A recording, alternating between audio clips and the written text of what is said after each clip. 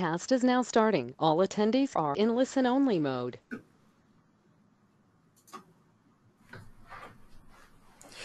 Hello, and thank you for being here. I'm Morgan Cullen, the Legislative and Policy Advocate for the Colorado Municipal League. Thank you for attending today's webinar on opportunity zones in Colorado. Those of you who are elected officials have registered will receive 1 university training credit. Today's presentation is being recorded and will be posted on our website, www.cml.org, by the end of this week. For those of you that aren't familiar with the webinar format, you should see a control panel to the top right of the screen. You have an orange arrow to the left of the panel, which will minimize the entire box. All participants will be muted for the webinar, but are encouraged to ask questions by typing them into the question box on the control panel. We will hold a Q&A near the end of the webinar, but please feel free to type questions as you think of them throughout the presentation. Our presenter today is Jana Persky. Jana Persky is an Opportunity Zone Program Director at the Colorado Office of Economic Development and International Trade, OEDIT. When not working on opportunity zones, she also staffs the Governor's Blockchain Council. She has a degree in public policy from Stanford University and has previously worked in management consulting. Jana, we're excited to have you here with us today. So at this time, I'll turn it over to you. Thanks, Morgan, and thanks, CML, for hosting this webinar. Really exciting to get to talk to people across the state about opportunity zones. For this presentation, I'm going to start by briefly just explaining opportunity zones and how the program works, and then get a little bit into how the state is supporting communities on opportunity zones and some of the strategies that communities can use to use opportunity zones to help accomplish their goals. So just really briefly starting with what are opportunity zones. And this is a tax incentive that was passed as part of the 2017 tax reform bill. And you may recall that bill passed in a partisan manner. I don't think there are any Democratic votes, but this provision of the bill was actually pretty bipartisan. It was kicked around in a variety of different forms, like the Investing in Opportunity Act, I think is what it was called at one point, and it had over 100 co-sponsors on both sides of the aisle. The two main sponsors and proponents have been Senators Cory Booker and Tim Scott. And the reason people are so excited about this bill is because coming out of the recession, parts of this country have seen tremendous wealth creation. But there's some cool maps that show this, I guess cool if that's what you're into, but they show that most of that wealth creation has been concentrated in certain areas, mostly coastal and urban areas. So the goal of the Opportunity Zone incentive is to take that wealth that was created in the form of capital gains and push it out into distressed and rural communities across the country and use that capital to help revitalize communities that may have been disinvested in. And so we'll talk a little bit more in detail about how that works, but if properly executed, opportunity zones have the potential to help a variety of different challenges that Colorado's communities face, from promoting economic vitality, funding the development of different levels of housing, creating and funding new infrastructure, supporting startups and entrepreneurship, and a lot more. So the way it works is that the taxpayer gets capital gains tax deferral for moving their capital gains into an opportunity fund, which then invests in qualified opportunity zone property, which is primarily real estate or business. And we'll go through each of these in turn. So for the taxpayer, there's 3 main benefits. The first is a deferral of your capital gains tax. So if you sell a bunch of Apple stock today and make $1,000 of gain and move that into an opportunity fund, then you don't have to pay taxes on that when you file your taxes next year. The second benefit is a reduction of the deferred gain. So if you've held your investment for 5 years, your tax basis increases by 10%, which means that you only pay taxes on 90% of it.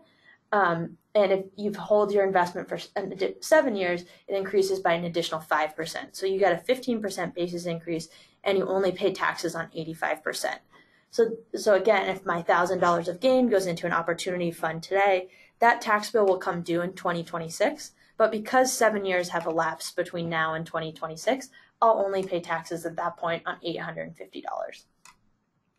Those first 2 benefits relate to the deferred gain, but it's a third benefit that I think investors are most excited about, and that there's no capital gains tax on the appreciation of your investment if you hold your investment for 10 years. So if you go back to my Apple stock, my $1,000 gain goes into the fund purchases a property and holds it for 10 years, and in 10 years sells that property for $2,000, I won't pay any taxes on that additional $1,000 of gain as long as I've held that investment for 10 years. So of my $1,000 gain that then turned into $2,000, I will have only paid taxes on $850 of it.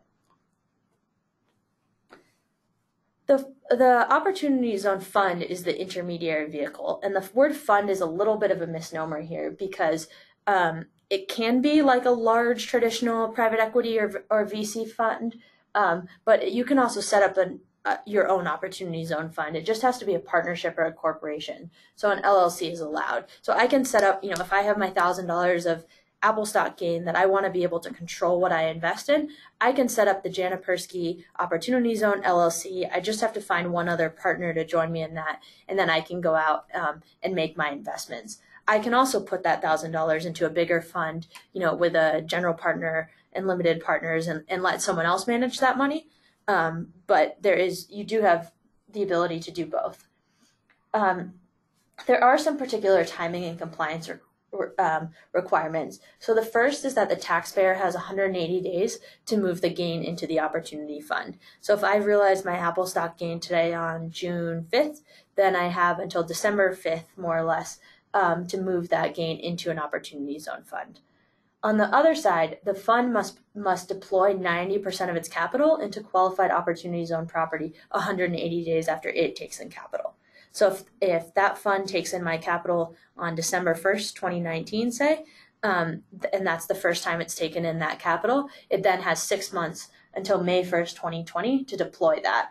And deploying means either purchasing property or having a reasonable working capital plan. And so we'll talk more about the requirements on qualified opportunity zone property, but the important takeaway here is that the timing constraints create urgency and mean that investors are really looking for shovel-ready projects. If I have a gain today, I basically have a maximum of a year before I have to be able to put that money into a project. So I'm not going to be looking for something that's highly conceptual. It needs to be much closer to being completed. And then the final piece on this is that almost all of the compliance requirements are at the fund level. So it's the fund that's responsible for reporting their activities to the IRS, and that's all self-certified and subject to audit. So you just basically, in order to create an opportunity zone fund, you don't have to come to me for approval. You don't have to talk to anyone else for approval. You just have to get with your lawyer, get with your accountant, get comfortable, fill out Form 8996, and attach it to your tax filing. So here's just a brief overview of the timeline that I mentioned. The dates are a little early here, but on the left side, if I sell my Apple stock today, have that gain, I then have 6 months or so to move it into my investment. And then depending on how long I hold that investment, the basis increases. And so that deferred gain, if you go over to the right, will be recognized on December 31st, 2026, and I will then have to pay taxes on it. But then I can continue to hold my investment past that date to get that 10-year tax-free appreciation. So what is qualified opportunity zone property? And as I mentioned, it's primarily real estate or business, and within that it's pretty broad, but there are definitely a few constraints. The first is that it must be an equity investment. So this is different from grants or loans or anything like that. The Opportunity Zone Fund must purchase an equity position in whatever property they're purchasing. And that sale must take place from an unrelated party after January 1st, 2018. So if I set up my fund today, I can't get the incentive for reinvesting in property that I already own, or the fund has to purchase that property in a new sale or transfer, and it must be an unrelated party, which in this case is a 20% overlap, with various other constraints on selling to your family and friends. And then in order for a business to qualify as an opportunity zone, there's 3 safe harbors, and you have to meet at least one of them. The first is that the majority of your employee hours must be within an opportunity zone. So this is like your software company and all of your developers and coders are sitting within the opportunity zone, creating your program, and then you're selling it all over the world. That would be fine. The second is that the majority of your revenues must be within an opportunity zone. So this is if you're, a store based in an opportunity zone, or you are installing something like solar panels, within the opportunity zone, and 50% of your revenue is based from within the opportunity zone. The third is that the majority of your management and operations must be within the opportunity zones. So this is a little bit squishier, but the example that the IRS uses here is that you are a landscaping company and your headquarters and all your equipment is stored in the opportunity zone, and all of your staff comes to the opportunity zone every morning to get their assignments, but then goes out and actually mows lawns in areas that aren't in the opportunity zone. As long as you can argue that a significant portion of your, the majority of your management and operations are within the opportunity zone, you still have the opportunity to qualify. And these are all, relatively new and not clearly defined. It's really up to, you, if you're the business owner, you and your tax accountant and lawyer sitting down and making sure that you're comfortable. But what they're really trying to avoid here is, Starbucks setting up their headquarters in an opportunity zone and claiming that they're an opportunity zone business, when the goal is really to bring jobs and capital into those areas. There's also this weird list of sin businesses. It's like tanning salons, casinos, liquor stores. Those are not allowed. And of particular interest in Colorado, because this is a federal tax incentive, marijuana companies are probably not eligible for this incentive, or investments in marijuana companies. With the passage of the Farm Bill, hemp likely moves into the legal area, but definitely something, if you're considering that or talking to people considering that, worth talking to a lawyer and making sure everyone's comfortable. And then the final piece that's important is that property that is purchased by an opportunity fund either needs to be in original use or it needs to be substantially improved. So original use in the opportunity zone means that the property is being used for the first time in the opportunity zone, or in the case of land, the land has to have been vacant for the past 5 years. If those conditions aren't met, then the property has to be substantially improved. And that means that you have to double the value of it within 31 months. So if I buy a piece of, and that's excluding the land value, so it's the value of the property on top of the land. If I buy $1 million piece of property today and the land value is appraised at $250,000 and the property on top is $750,000, I have to spend an additional $750,000 improving that property.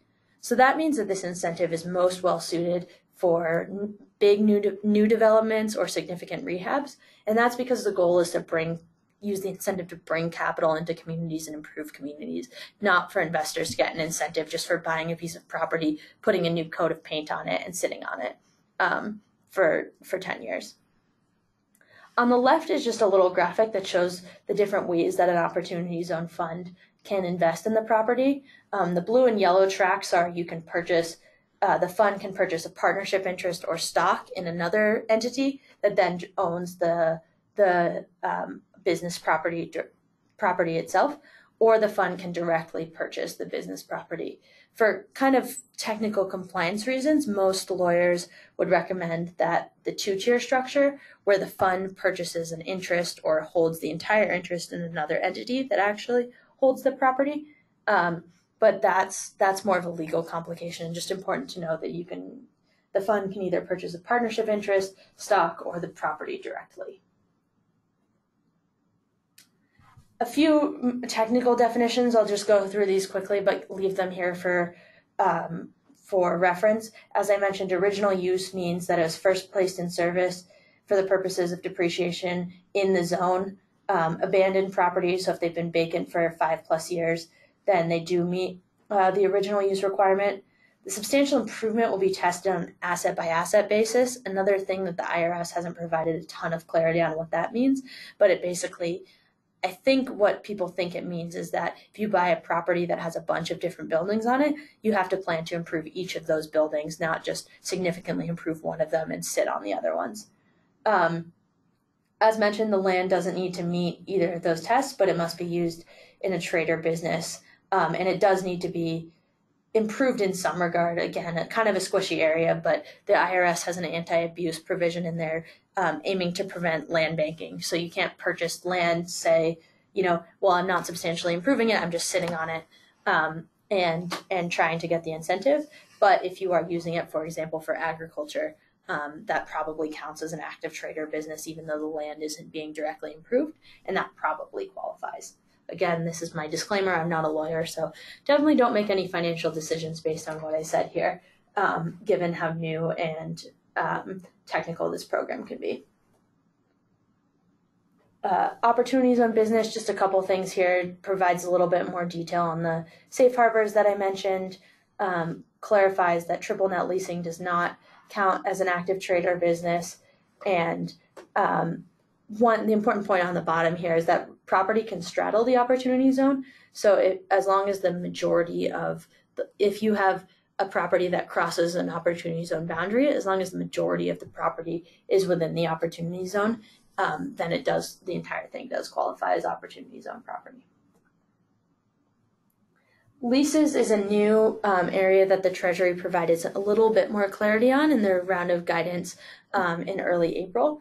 And basically what this means is that if property can be leased and it counts as a good asset towards being 90% deployed, it does have to be a real market rate lease.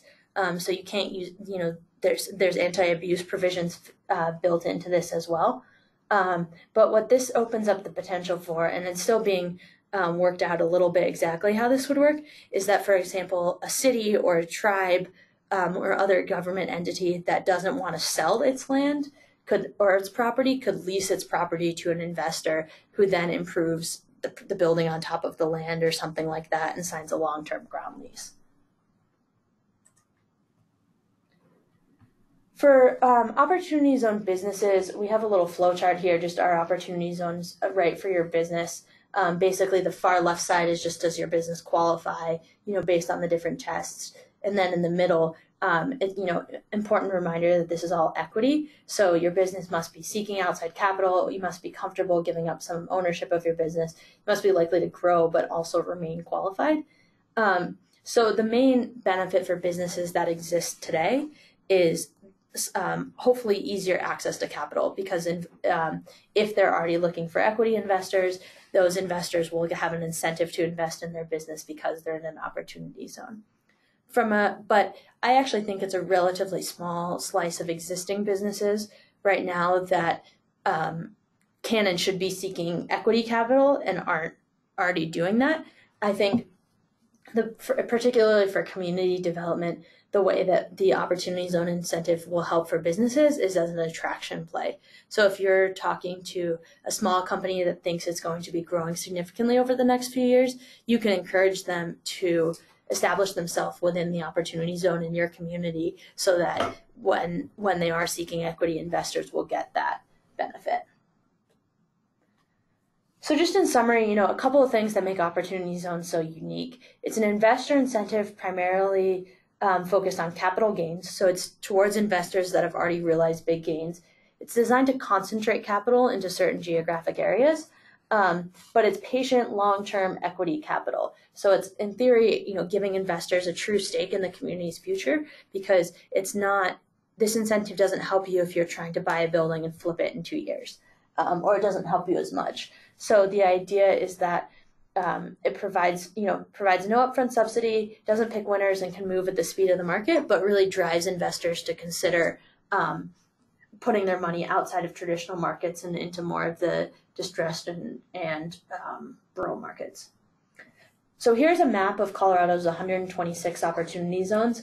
I know it's a little bit hard to see on the screen, so you can go to www.choosecolorado.com/OZ, and you can zoom all the way in, give a particular address to see if an area is in an opportunity zone or not.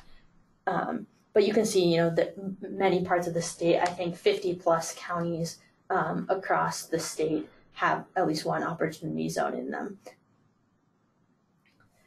So now I'm going to talk a little bit about Colorado's Opportunity Zone program. Our goal is to position Colorado as a leading destination for capital investments, and use this investment to benefit distressed communities and help those communities accomplish the goals that they want to accomplish. So we see our work kind of across 4 streams. The first is the nomination process, which was completed early last year.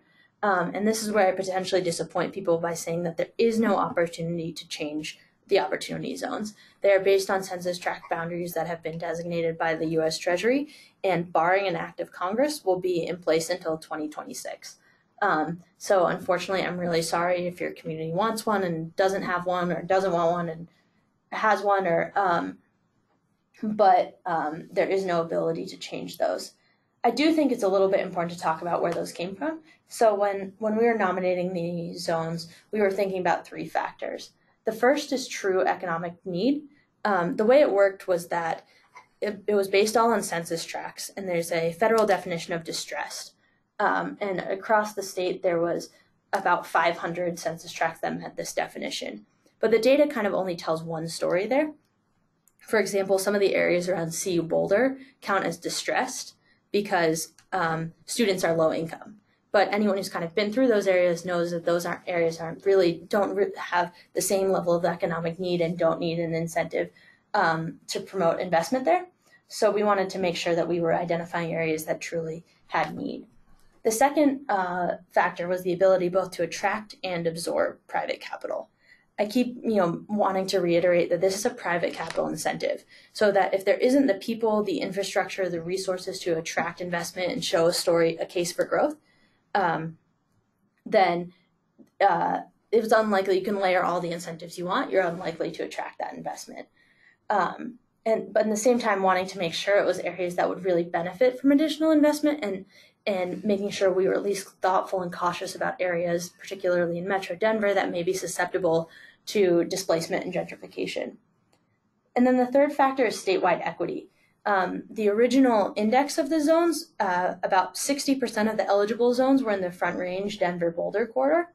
But knowing our state and knowing the challenges that we face statewide, we thought it was really important to push more of these zones out into rural areas. So about 60% of the zones that were ultimately designated were in rural areas, flipping that original list on its head.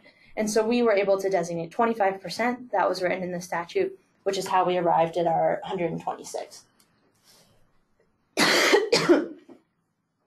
The second piece that we're working on is education and outreach.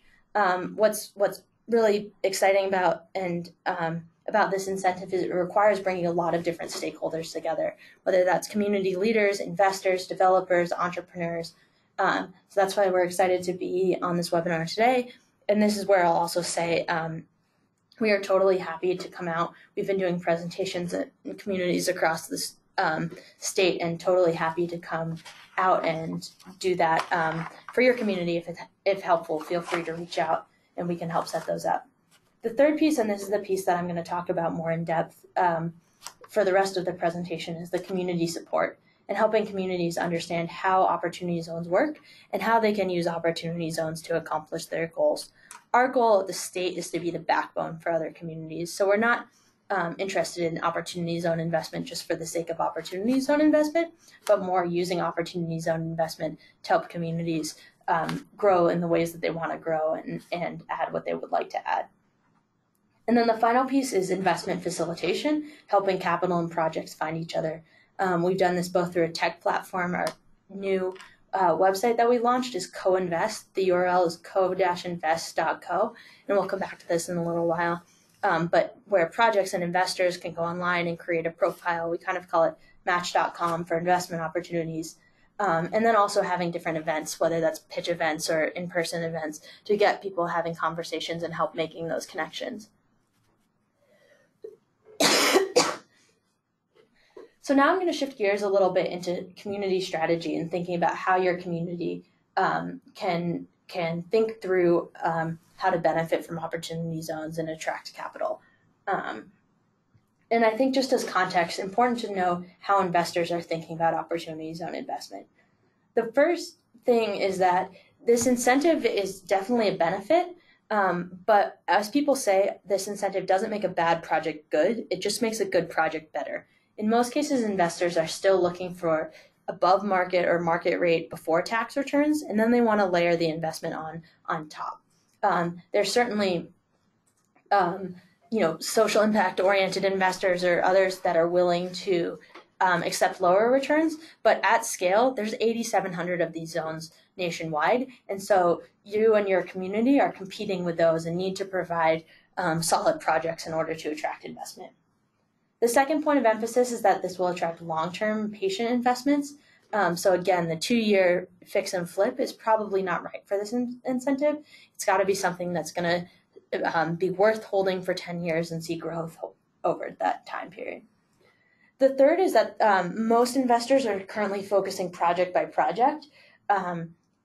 We may see some multi-asset, bigger fund structures emerge, but particularly because of the timing constraints, they're often approaching it like, I've realized these capital gains in the past 6 months. I now have 6 months to go out and find a project to put that into. I don't have time to find 5 or 6 different projects. I'm going to raise one fund of capital based on gains realized in the past 6 months, go find a project, and then move on to the next. For the fourth thing here is that it's not always clear for investors how to find viable projects. And so that's where you all as community leaders can step up, because part of our strategy is making new projects as accessible and attractive as possible to investors to really get in front of them. And then the final piece on this slide is that the recent round of Treasury guidance in April made it a little bit more clear how you can invest in opportunity zone businesses. And so I think we'll see more movement on that. But so far, this has primarily been a real estate play, and that's most likely the types of things that you've heard about so far. So in terms of strategy, this simple graphic makes it seem quite simple. But the way we think about it is that the prospectus lays the foundation, telling the story of your community and why it's likely to see growth over 10 years. And then, but it's the actual projects on top of that that will attract the investment and actually make a difference and hopefully lead to a transformed community, whatever that means to you and the people you're living and working with. So a prospectus is an investment memorandum designed to attract capital to a community, and it tells the story of that community using data, and different factors like the industry sectors that are there, the community and the demographics, the institutions that help build that community. I think it's important here to recognize this is a little bit different than a traditional community development or economic development document, because you're not just telling the story of the great quality of life, the beautiful downtown, 300 days of summer that we have, but you really need to use numbers to show why an investment in your community is going to see growth over time. So that may be, our population is growing, so the housing market is going to get tighter, and that property is going to be worth more over time, or that we've seen a big growth in agricultural sectors, so putting in factories and infrastructure will be really well used and appreciated value. At the same time, though, it's okay. It doesn't have to be a pure marketing document. It's okay to identify, and we'll talk more about this, but opportunities, risks, mitigation strategies, showing a true, honest story of how an investment can come in and actually help change the story of your community. And so we have some examples of those prospectuses on choosecolorado.com/OZ. And we also have some grants available through OEDIT and DOLA to help if you need to hire a consultant to help build that prospectus for you. And so a good starting place is just thinking about what is your community's general opportunity zone strategy. We kind of think of this along a spectrum. At the bottom, it's areas that are really trying to constrain investments to avoid displacement. And this tends to be in some of the Front Range areas, Metro Denver or Boulder, where growth has already been pretty rampant. And so people want to make sure that any additional growth is benefiting current residents. At the other end of the spectrum, there's communities that have been disinvested in, maybe for decades, have lost big employers, things like that. They're really seeking any capital. And they don't, it can be a luxury housing, it can be a shopping mall, it can be a gas station, just something to kind of bring capital, jobs, people, growth into the community. And then in the middle is this idea of seeking capital for specific projects. So community may have an idea of how it wants to be organized, but it knows that it really needs additional housing, or it really needs additional retail space, or it really needs to support small businesses within a certain industry or something like that. And so that strategy is really focused on building one of those. And unfortunately, we don't really have too many tools for the first bucket because this is a federal program. If private tax incentive, people can go out and get get this incentive without ever talking to me, without ever talking to the local town administrator. You don't really have to tell anyone what you're doing or get their approval other than through standard zoning and permitting processes. So that can be a bit of a challenge because, unfortunately, someone can go out right now and buy a affordable housing complex on East Colfax in Denver and build a luxury housing complex and get a tax incentive for doing that. And the best tools that we have to stop that are within local governments, their zoning and permitting processes, which don't necessarily constrain all of that. For the other two buckets, we do have strategies around attracting investment, and that's a little bit what we'll talk more about and going through. And it really comes down to making your projects as accessible and as attractive as possible to investors without having your community give up too much. So the first thing to think about is identifying needs and assets. I don't know if people are familiar with the galaxy brain meme on the right there, but basically the idea is, at the base level, demand drives the market, assets will attract investors, projects will bring the investors and the demand together, and then the opportunity zone can help accelerate the projects that meet that overlap. So thinking about needs, we tend to think about needs in two categories. First being problems that need to be alleviated, and the second being alternative pathways to prosperity that need to be created. And the most transformative, both of those are important, and the most transformative of those is in the middle. So as an example, a problem that needs to be alleviated might be blight in downtown. And an alternative pathway to prosperity might be training more of your workforce on clean energy projects. So something in the middle would be a clean energy workforce training project that goes into one of those blighted downtown buildings and really helps meet both of those needs. And likely the folks on this call have a good sense of their community need, but just a couple tools on the left to think about that. First being data can be really helpful, and we'll go over some data sources at the end of this, but the state has some great data, universities have data, just identifying trends and needs that your community faces. The second can be convening stakeholders and making sure that you're getting the personal stories behind the data about what is really needed, particularly for this idea around alternative pathways to prosperity. What types of things are residents excited about and can help move the community forward? And then the final piece is just making sure that you're lowering unintended consequences. So you want to make sure that addressing one need doesn't create another need, for example, by displacing a certain type of resident or by eliminating a service that's offered. And then thinking about assets, on this slide, there's just a list of the different categories that can be assets, ranging from anchor institutions, which are the big organizations that bring people and resources into the community, government-controlled assets like city-owned land, buildings, key partnerships with nonprofits, community groups, chambers, local champions, human capital writ large, so demographic trends, workforce strengths, what the people of your community are known for and are able to accomplish. Regulatory resources, including zoning codes, the planning and permitting processes I mentioned, additional incentives that may be available like urban renewal authorities and things like that. Sources of capital who can be investors, philanthropy, family offices, government funds. And then finally, success stories. Investors don't like risk. And so if you can tell a story of how another investor in a similar project or another business in a similar industry has seen success, that can be a big driver as well. So then thinking about, the right types of projects are really where those needs and assets overlap, where you can address a need, help serve your community, find an area of demand, but there's also the assets there to show why this is going to be a successful project and see the investor return. So part two is then, now that we've mapped those out, what are the particular projects that fit into that?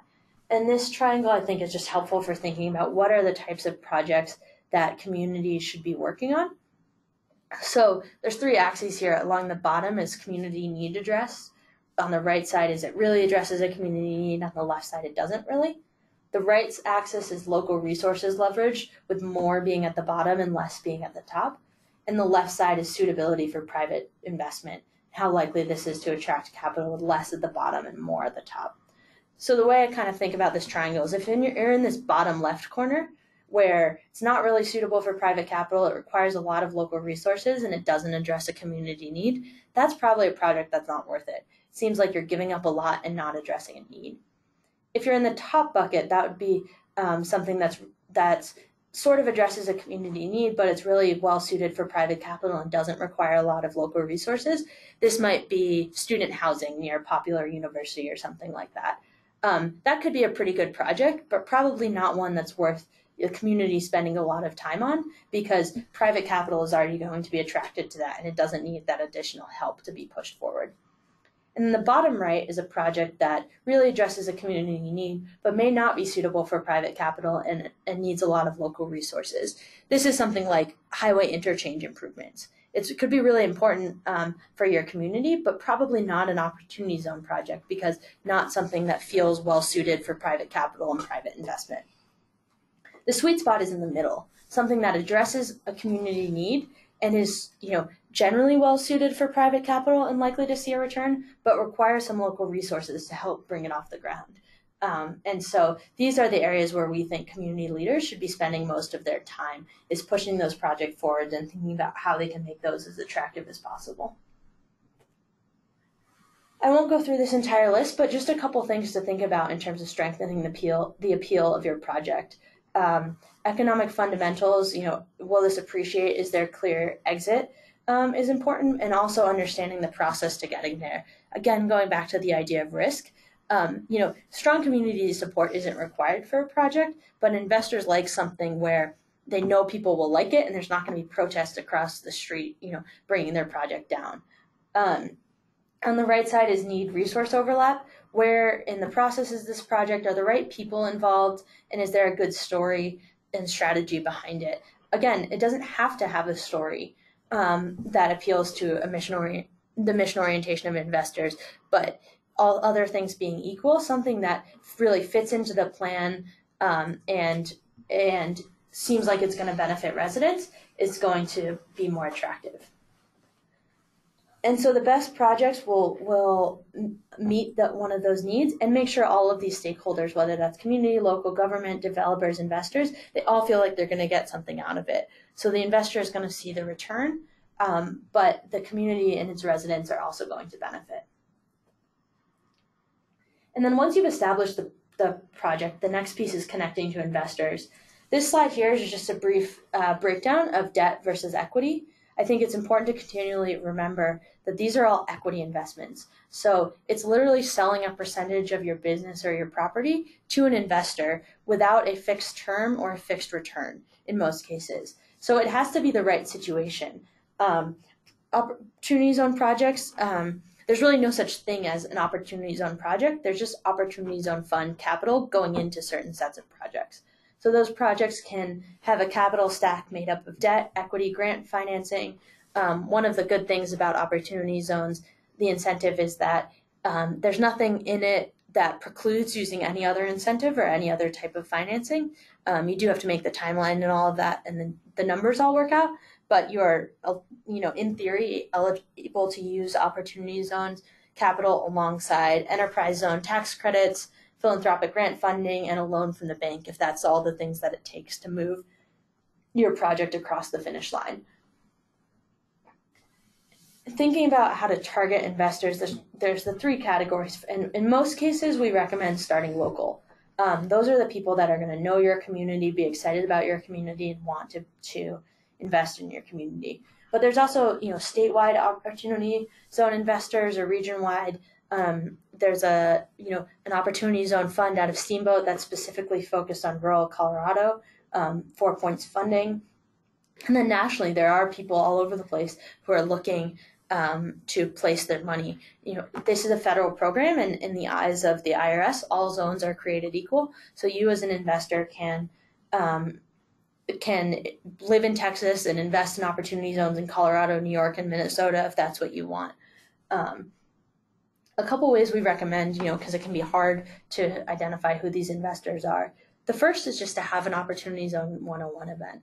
And see who's in the room, and then the conversation can start not with, oh, I heard you have capital gains, do you want to invest? But I saw you at our event. What are the types of things you're interested in?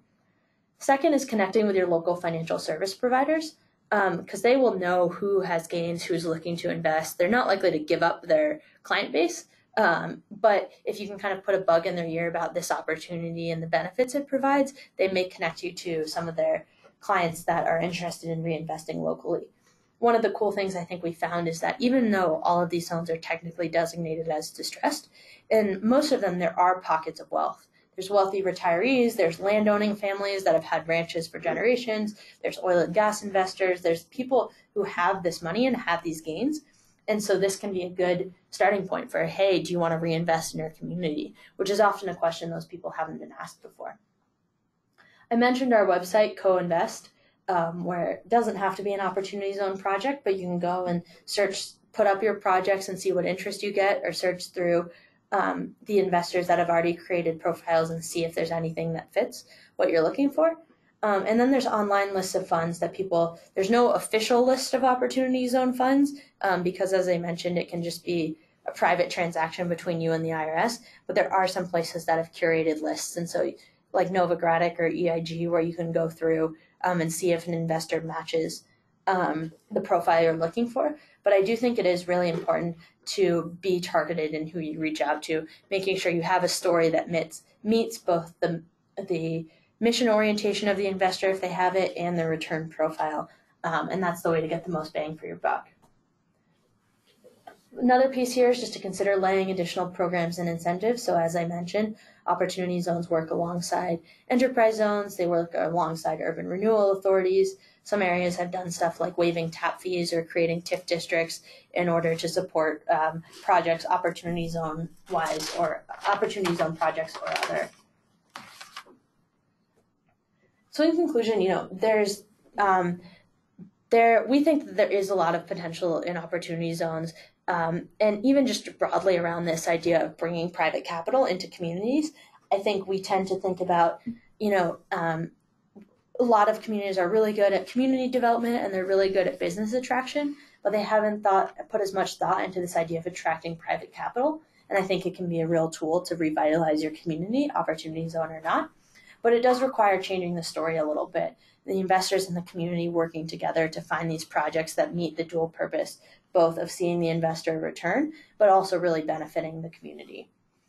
And along the same lines, it's advancing the right projects, the ones that meet all of those different constituents' needs. Again, a project that the residents really, really want, but isn't going to see an investor return is not likely to get the Opportunity Zone investment, whether you're in the zone or not. Creating a more even playing field between the government, developer, and investors is really about information flow, making sure that if you as a local leader have a plan for your community, that plan is clear to all, the developers and investors and people that you want involved. And you're also opening up chains of communication with the other stakeholders you need involved and eliminating red tape as much as possible. And then finally, this is where, looking to different people to be creative, there's real potential for new and creative financing mechanisms for some of these projects. One idea I've heard, haven't seen it actually done, so, can't say with complete certainty that it's going to happen, but if your city needs a water plant and has a plot of land that's really well suited for that, what you could do is sell that plot of land to a developer with an agreement to buy it back in 10 years at a certain price. And so then the developer going into it gets this incentive for investing. They know what their return is going to be, so you've eliminated some of that risk. And the community gets 10 years to raise the funds to purchase that water plant, but gets that water plant sooner than if it had to pay for it up front. Just an example, again, not 100% sure it meets all of the stipulations, but an idea around getting a little bit creative and using this capital. A good place to start is just having an Opportunity Zone convening and using Opportunity Zones as this hook to begin conversations with the critical stakeholders, whether that's the wealthy individuals, the financial service providers, entrepreneurs, banks, developers, property owners, foundations. These are people that I think, opportunity zone or not, are underutilized in community and economic development.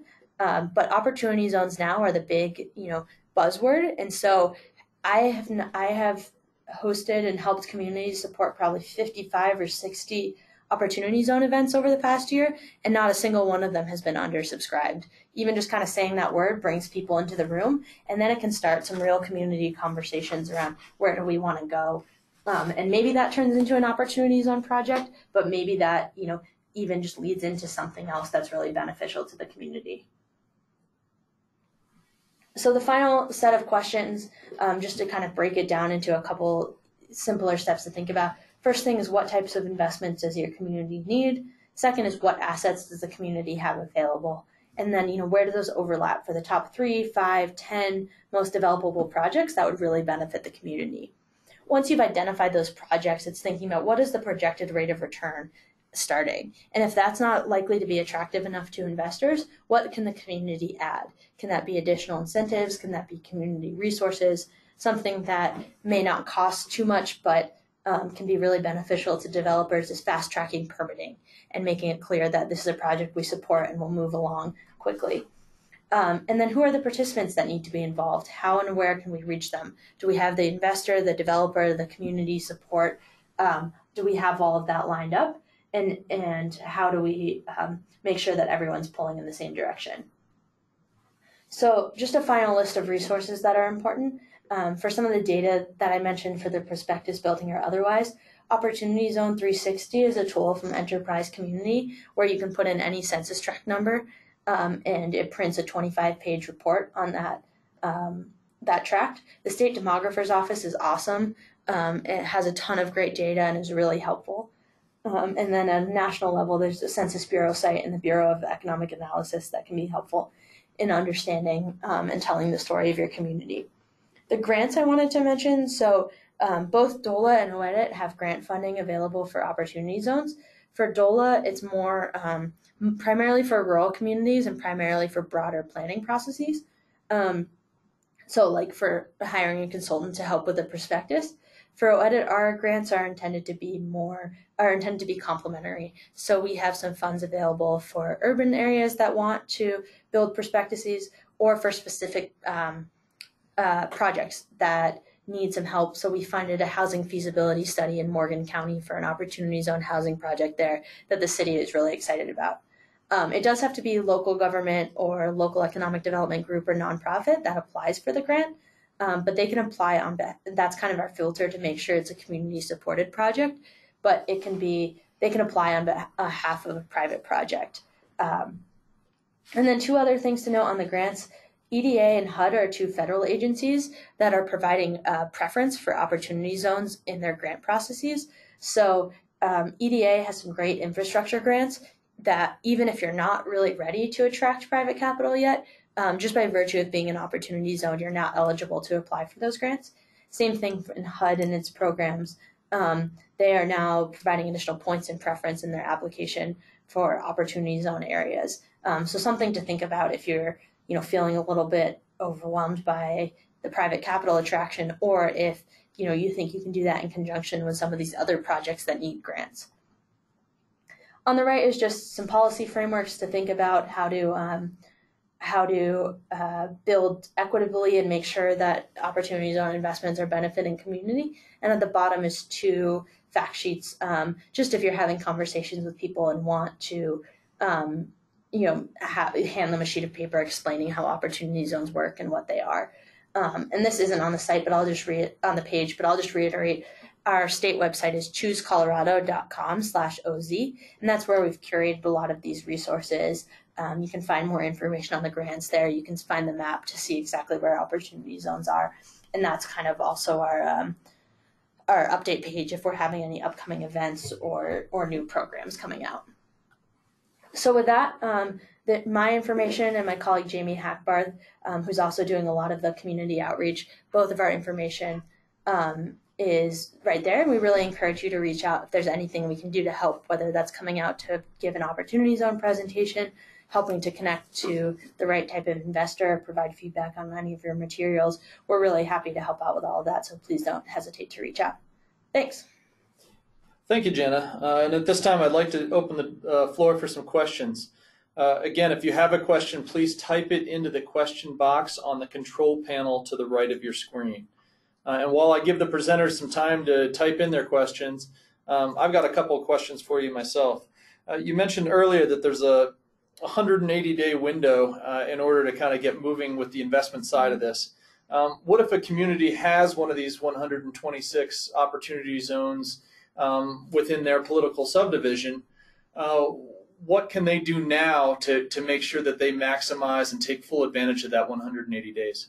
Yeah, so the 180 days is a fund timeline. So, once the fund's taken in capital, they have 180 days to deploy it. But that time could, in theory, start at any point up until 2026. But the broader point is just that the further you can advance your projects and get them as close to this idea of shovel ready, the better, because someone wants to be able to know that they can close a presentation, or close a project, and get their capital deployed within 6 months. And that is something that will really be attractive to investors. Thanks a lot. And it looks like we've got a couple of questions from our audience. Will this presentation be available to replay at a later date? I'll answer that question. Yes, it'll be up online at the CML on the CML website by the end of the week. And then Jenna, here's another one here. Can you explain the 2026 end date? Does this still allow for 10 years of investment? What about the 7-year deadline?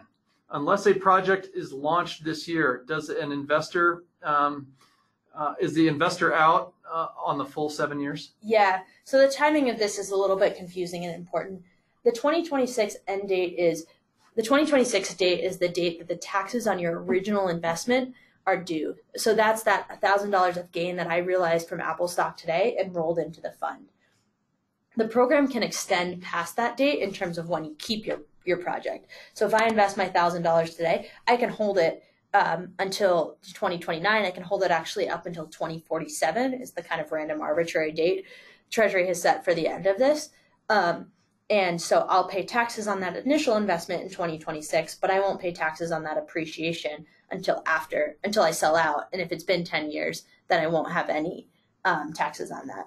The 7-year point is a good one, that in order to fully maximize the benefits of this incentive, you have to invest by the end of 2019. That's because that tax bill is due in 2026. So working backwards, in order to have 7 years and the 15% basis increase, you have to invest by the end of 2019. This creates a little bit of urgency around the program for people that are really trying to maximize the benefits, but it's still a small portion of the overall benefits. So if you invest after 2019, you pay taxes on 5% more because you get a 10% basis increase instead of a 15% basis increase. So definitely important if things are ready to get them ready to go by the end of 2019, but not worth rushing it if it's not a good project. And another question from our audience: Can an investor utilize specific lending resources to acquire the opportunity zone property?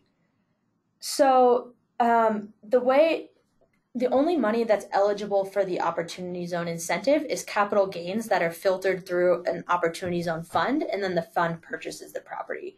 However, so the fund itself can't really take out a loan to acquire a property, but there can be some co-investment. So the fund could purchase 50% of the property and the other 50% is purchased through loan financing or something like that. It's just that other 50% won't get any of the benefits. The only piece that will get the incentives is the fund that has taken in capital gains. And one other question: in your example of the city water plant, instead of selling the land, could it be a ground lease between the city and a private investor? Yeah, and so my answer to this is I think. This is going back to the guidance on leases that was released about a month ago and hasn't been fully interpreted yet. But I believe that new guidance has opened up the potential for options like that, where the city ground leases the land instead of selling it. The only thing is that there does still have to be some sort of purchase involved in it. So you'd have to work out which pieces are being leased and which pieces are being purchased and sold. And it looks like we have one more question. This was a phenomenal class on opportunity zones. I think it's more of a comment. And can be a unique way for a win-win for investors. And so that's a thank you from Lori Clark. And I guess I'll end with a thank you too as well from CML. So thank you for sharing this information with us today. And thank you to all of our listeners for attending. Once again, you will be able to find this PowerPoint and a recording of this training on our website, www.cml.org, by the end of the week. Thank you all for joining us today. This includes our webinar, and have a great afternoon. Thank you very much.